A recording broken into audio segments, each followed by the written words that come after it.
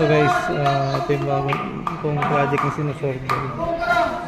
Under construction pa siya. So may mga complications dito sa survey kasi maraming lang i-consider. Katulad dito. Dito may nakaposition dyan na floor mounted. Dito yung bubuga.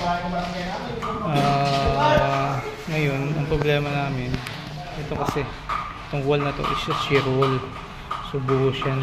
So structure yan. So, may hinahawakang load dyan yung shear wall na yan. So hindi mo pwede yung butasin, sinsilin, gano'n ang mga structural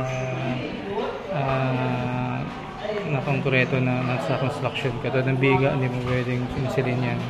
So ano nangyayari? Chichipingin namin ito ganun.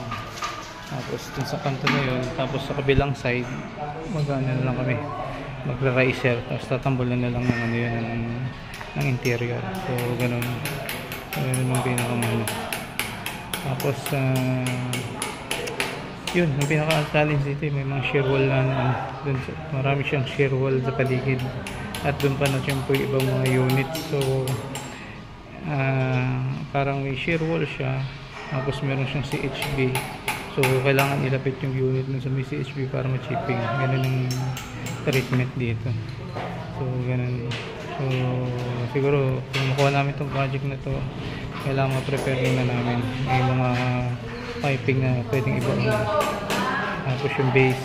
Tapos pag na-develop na to, tsaka namin i-ano yung indoor tsaka outdoor.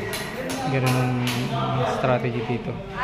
Tapos yung drain dito, yung drain sa taas, ang ginawa nila dito, nag-prepare sila ng 2 inches na drain. Hindi ko lang makikita natin. Ayan. Hindi ko maturo. Bandaro. Yan.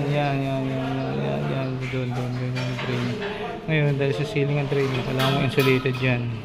Naka-insulate bago mo, kasi nasa itaas ng ceiling.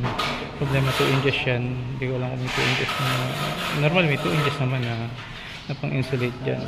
Pero hindi ko lang kung gagamit na lang kami ng aerotape o kung anong insulation na pwedeng ilagay dyan bago namin itap kung saan pwedeng itap. So yun guys, saan ko namin yung project ito, pag-out ko pa to.